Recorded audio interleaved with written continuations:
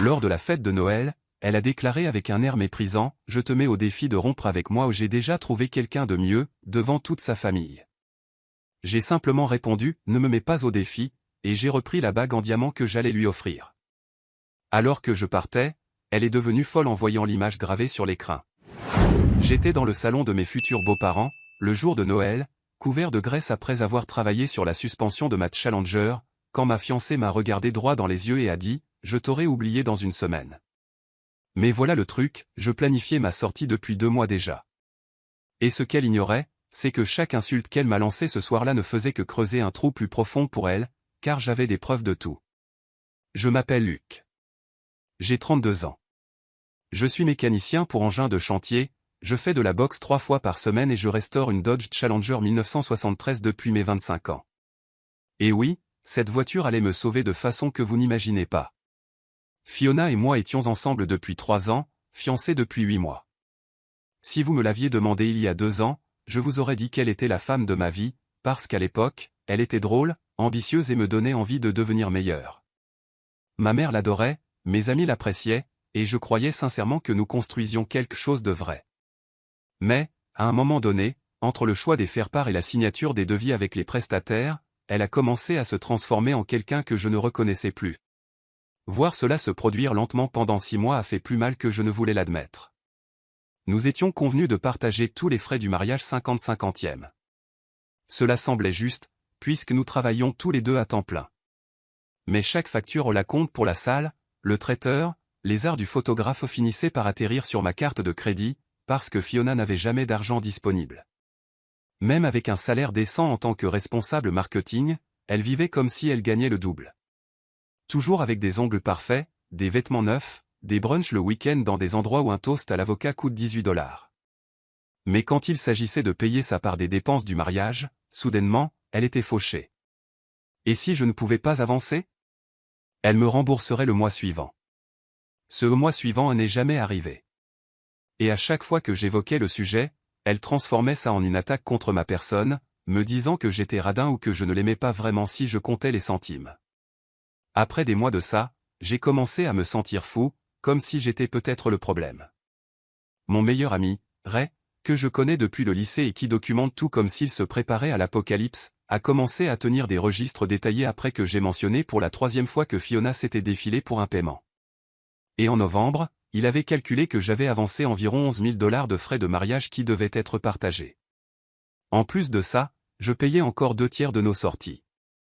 Ray fait des captures d'écran de tout, sauvegarde les chaînes de mai, photographie les reçus, organise le tout dans des dossiers par code couleur. Je plaisantais en disant qu'il était paranoïaque, mais cette habitude allait sauver mon avenir.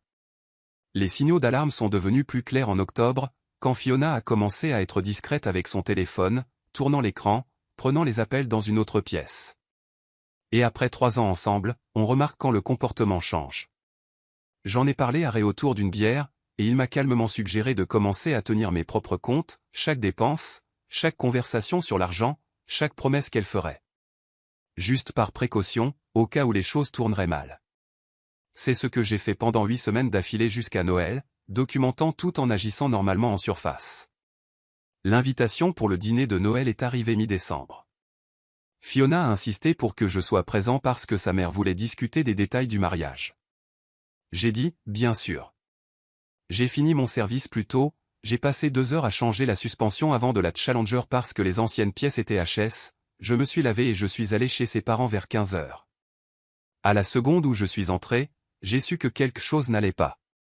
La maison semblait parfaite, sapin avec des décorations chères assorties, vin chaud sur le feu, musique de Noël, cadeaux empilés. Mais les gens semblaient glaciales. Sa mère m'a à peine regardé. Son père m'a adressé un sourire bizarre étendu. Sa sœur, Janet, pianotait sur son téléphone, et Fiona était collée à son écran avec un petit sourire narquois, tapotant comme si elle tweetait en direct son propre guet-apens. On s'est assis pour le dîner et, pendant 20 minutes douloureuses, tout était agressivement normal, on se passait les plats, bavardait sur les achats de Noël, son père me questionnait sur mon travail, mais on sentait la tension monter. Puis Janet a évoqué des destinations de lune de miel, et toute la posture de Fiona est passée en mode attaque. Elle a entamé un discours sur comment je ne faisais pas ma part financièrement, comment je préférais cette voiture idiote à notre avenir, comment elle en avait marre d'être avec quelqu'un sans ambition qui passait chaque heure libre dans un garage, couvert d'huile de moteur. Sa famille acquiesçait simplement, comme si elle avait été mise au courant avant. Comme si j'entrais dans une pièce de théâtre où tout le monde connaissait son texte, sauf moi. Puis Fiona s'est levée, a levé sa coupe de vin comme pour porter un toast et a dit qu'elle en avait assez d'un homme sans détermination, qu'elle n'avait pas besoin de quelqu'un qui vivait dans un garage. Et là, elle a lâché la bombe, il y avait des hommes qui savaient vraiment ce qu'ils voulaient dans la vie. Des hommes comme Kevin. Le visage de Janet a blanchi. La fourchette de son père est tombée dans son assiette avec un bruit sourd. Sa mère n'a fait que fixer son vin, et j'ai compris que sa mère était au courant de l'affaire. Mais Janet et son père entendaient cela pour la première fois, tout comme moi. Mais Fiona n'avait pas terminé. Elle arracha l'alliance pour laquelle j'avais fait 2 mois d'heures supplémentaires et me la jeta avec une telle force qu'elle rebondit sur ma poitrine et tomba sur le sol avec un bruit métallique. Elle déclara que c'était bon marché, comme tout ce que je faisais. Puis elle asséna ce qui devait être le coup de grâce. Elle me regarda droit dans les yeux et dit, « Je t'aurais oublié dans une semaine. » Je t'ai pratiquement déjà oublié. Le jour de Noël, devant sa famille, elle venait de détruire notre relation de 3 ans et d'annoncer qu'elle m'avait trompé avec un certain Kevin. Le plus absurde, c'est que je me doutais de quelque chose, mais je n'en étais pas sûr avant ce moment précis. Je me levai lentement et, pendant 5 secondes, je fus saisi par la fureur. Puis un calme étrange m'envahit, car elle venait de faire exactement ce que Ray et moi avions secrètement anticipé, exploser devant témoins et me livrer tout ce dont j'avais besoin.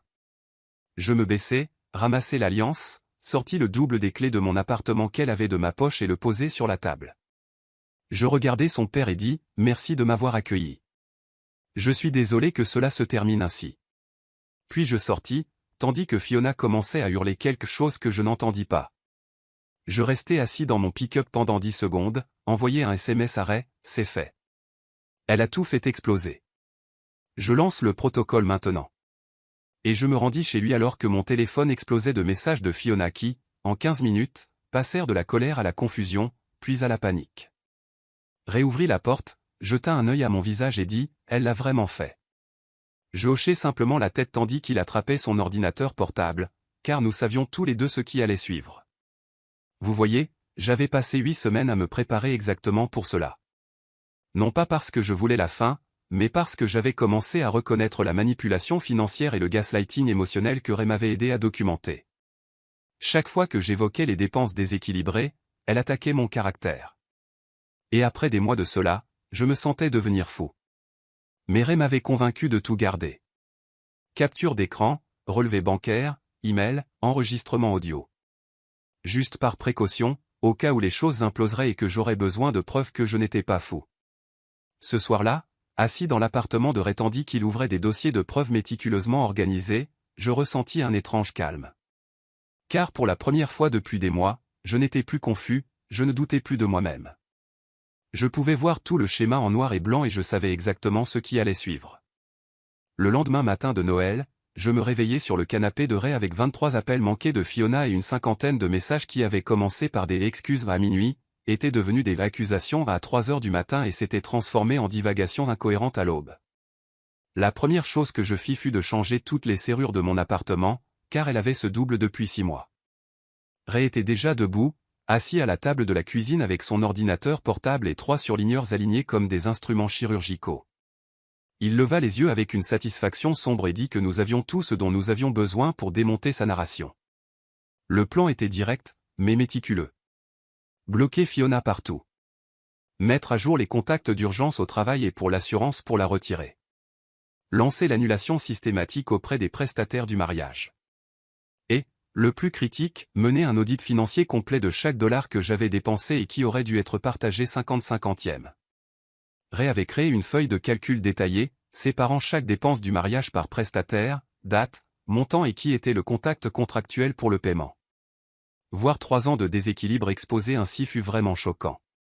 J'avais payé au fur et à mesure sans réaliser à quel point tout était devenu inégal. Rien que la compte pour la salle, 4500 $ entièrement sur mon compte. Le traiteur, 3200 $. Le photographe, 500 $. Plus probablement une quinzaine de dépenses mineures, s'ajoutant bien au-delà de ma part équitable. Je commençais à passer les appels cet après-midi-là. Et voici une chose utile que la plupart des gens ignorent, de nombreux prestataires de mariage ont des politiques d'annulation raisonnables si vous êtes en dehors de certains délais. Et comme notre mariage était prévu début juin et que nous étions en décembre, j'étais dans la zone de remboursement. La salle remboursa 3000 des 4500 $. Le traiteur remboursa 2004 cents des 3002 $. Le photographe garda la compte, comme stipulé au contrat. Au total, je récupérais environ 4350 $. Puis, 2 semaines après Noël, juste quand je pensais que le processus de remboursement était terminé, la coordonnatrice de la salle appela d'une voix gênée.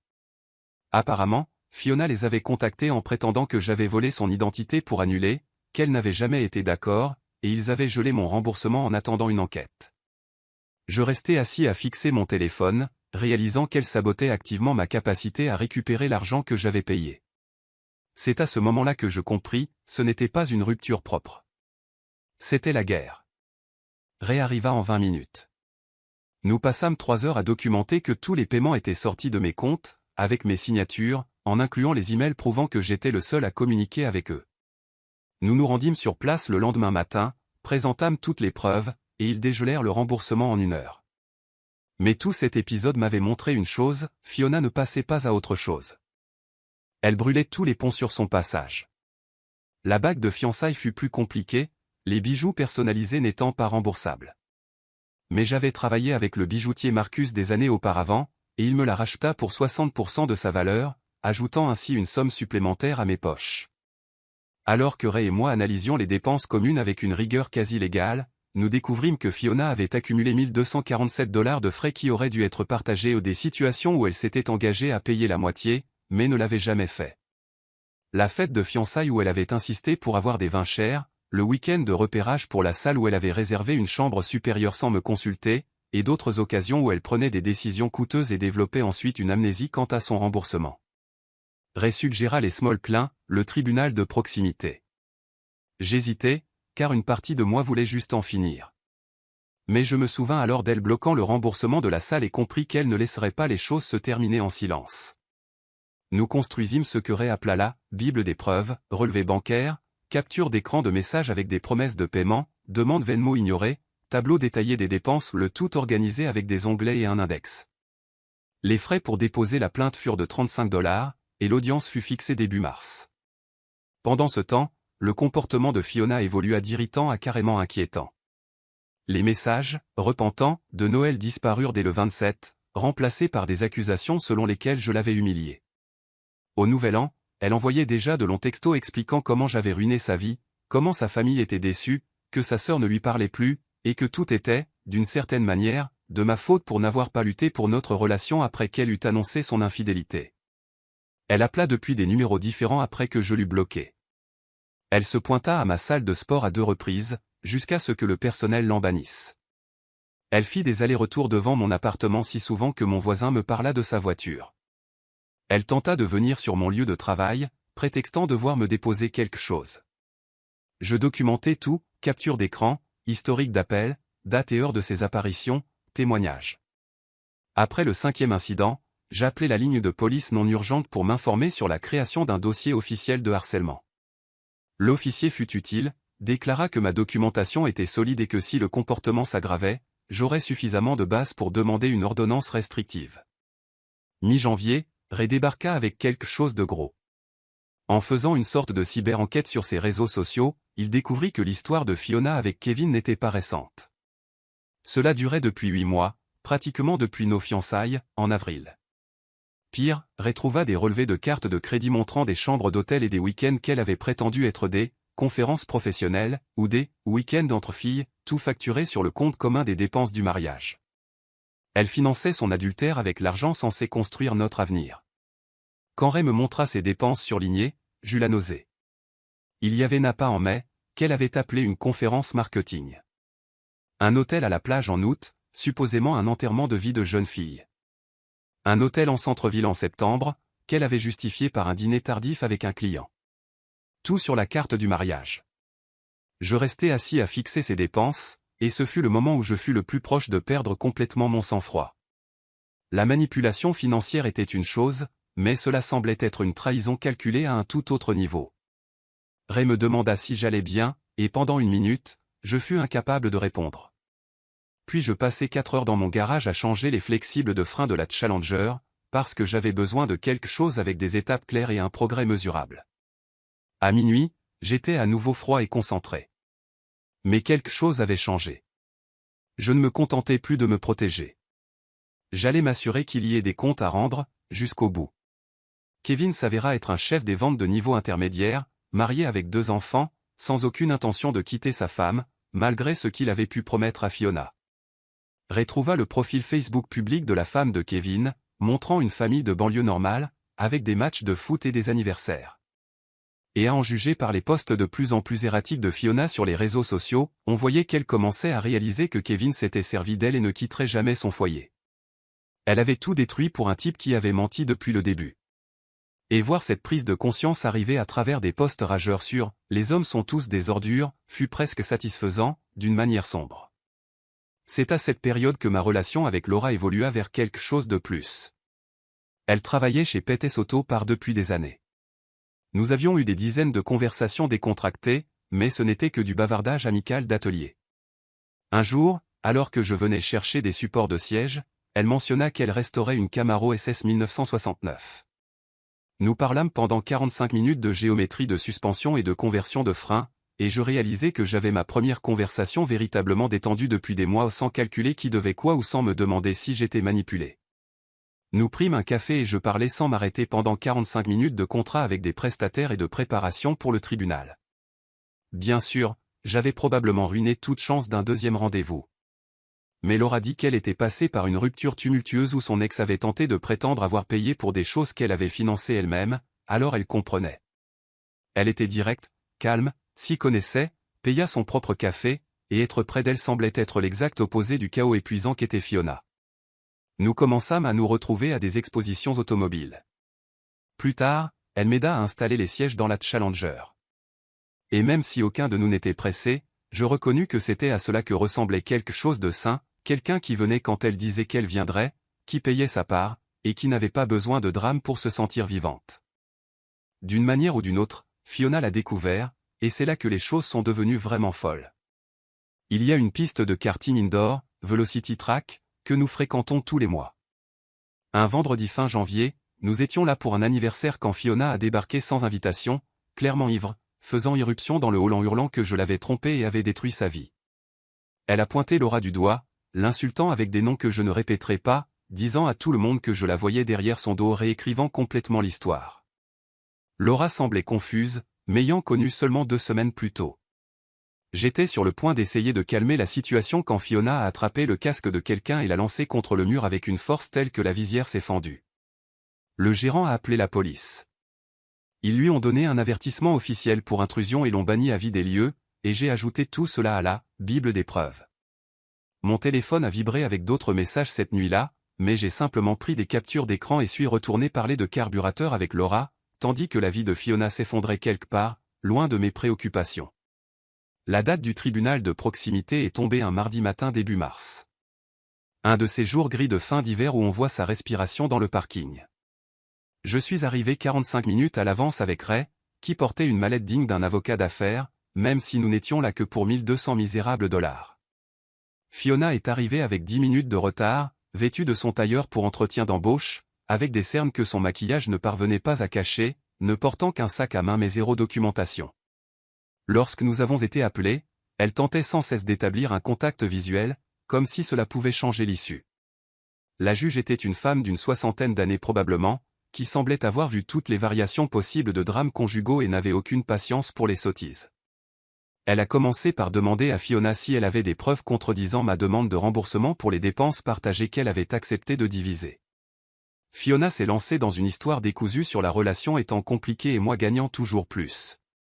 Que ce n'était donc pas juste d'attendre une contribution égale alors que je savais qu'elle avait des difficultés ou ignorant complètement qu'elle vivait au-dessus de ses moyens et que ces difficultés ne l'empêchaient pas de se faire les oncles chaque semaine ou de dîner dans des restaurants chers. La juge l'a interrompu au milieu de sa phrase avec un regard de profond ennui et lui a demandé si elle avait des relevés bancaires, des SMS ou des reçus prouvant qu'elle avait payé sa part. quand Fiona a admis ne pas avoir apporté de preuves car, elle ne pensait pas avoir besoin de documentation pour quelque chose d'aussi manifestement injuste, j'ai vu l'expression de la juge passer de neutre à complètement exaspérée. Ray et moi avons présenté la Bible des preuves. Environ 40 pages organisées avec des onglets, des surlignages et un index probablement excessif, mais Ray ne fait jamais les choses à moitié. La juge a parcouru le dossier pendant peut-être 3 minutes, hochant la tête de temps en temps, puis a levé les yeux et a rendu son jugement. Fiona me devait 1325 $, le montant initial plus les frais de justice, payables sous 30 jours, sous peine de saisie sur salaire. Le visage de Fiona a blêmi. Elle a commencé à se lever pour contester, mais la juge a simplement dit « Affaire suivante ». Et ce fut tout. 3 mois de drama résolus en 8 minutes d'audience. Nous sommes sortis dans la matinée grise, et Ray a fait un petit geste de victoire du poing. Moi, je me sentais surtout fatigué et prêt à cesser de penser à Fiona et à vraiment passer à autre chose, plutôt que de simplement survivre à son chaos. Je pensais sincèrement que ce serait la fin. Que perdre en justice la ferait réaliser qu'elle devait passer à autre chose. Mais apparemment, pour certaines personnes, l'humiliation est un catalyseur, et non une fin. Les 3 semaines suivantes furent relativement calmes, d'une manière qui semblait inquiétante comme l'accalmie avant la tempête que l'on sait venir, mais que l'on ne voit pas encore. Elle a payé la dette en 2 versements, juste avant l'échéance.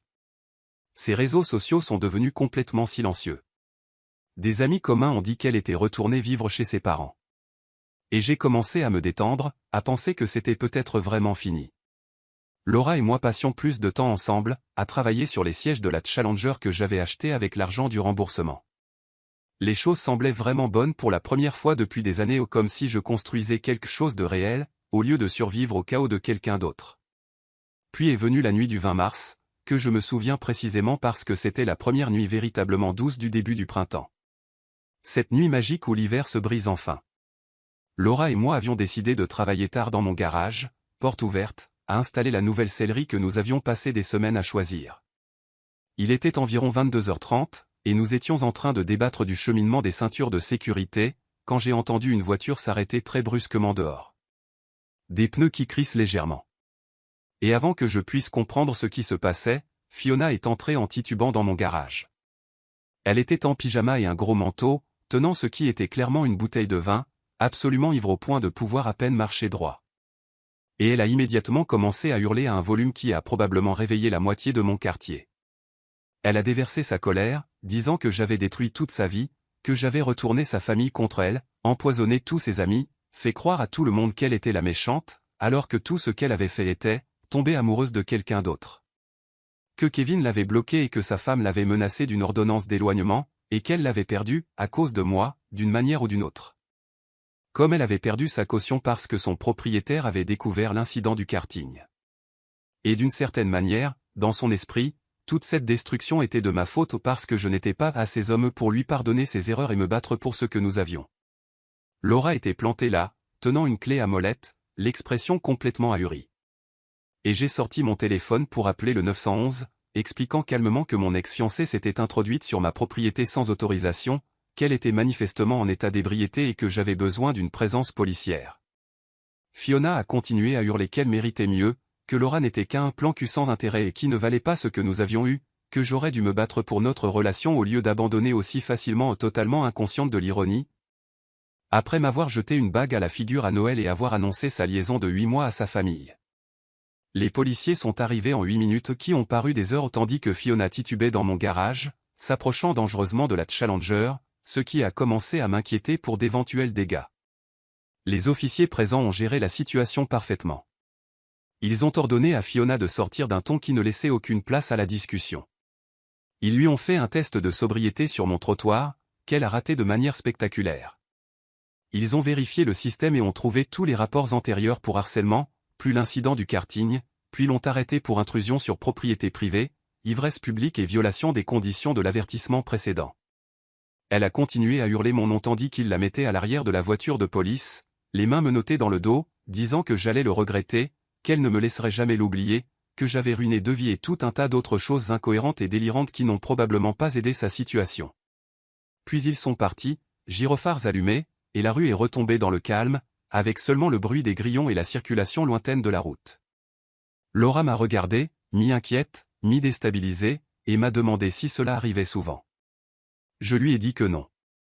C'était en fait le grand final, l'effondrement définitif que j'attendais un peu depuis des semaines. Nous sommes rentrés et avons fini de visser le siège passager, tandis que je lui donnais la version ultra condensée des 4 derniers mois. Nous sommes sortis faire un tour avec la Challenger vers minuit, parcourant des rues désertes vitres baissées, le moteur grondant avec ce son profond de muscle car qui ne lasse jamais.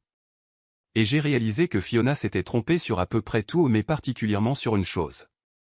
Elle avait dit qu'elle m'aurait oublié en une semaine, qu'elle m'avait pratiquement déjà oublié, dans le salon de ses parents à Noël, avec ce sourire narquois comme si elle avait déjà gagné.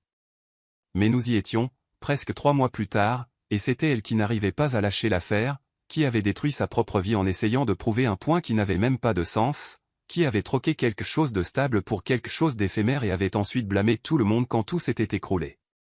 Je ne l'ai jamais oublié non plus, mais pas de la manière qu'elle avait voulu dire, comme une menace. Je me suis souvenu d'elle comme d'une leçon sur les red flags, sur les limites financières et sur l'importance d'avoir des amis comme Ray, qui documentent tout et vous disent la vérité même quand elle est inconfortable. La Challenger roulait comme un rêve avec ses nouveaux sièges. Vraiment confortable. Laura et moi sommes allés prendre un petit déjeuner dans un dîner ouvert 24h24 et nous avons parlé d'améliorer le système de freinage.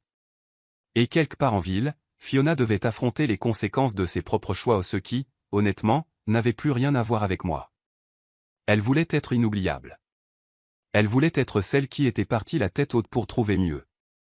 Mais au lieu de cela, elle était devenue exactement ce dont elle m'avait accusé, oubliable, sans importance et coincée dans le passé, tandis que tout le monde passait à autre chose. Commentaire Monsieur Reddit. Quand ton ex te lance je te défie de me quitter lors du dîner de Noël, c'est une offre à ne pas refuser. Elle a cru planter un drapeau sur ta ruine. Elle ne savait pas que c'était une pelle, et qu'elle creusait sa propre tombe. L'ironie ultime? Elle voulait être inoubliable. Elle est devenue un tutoriel.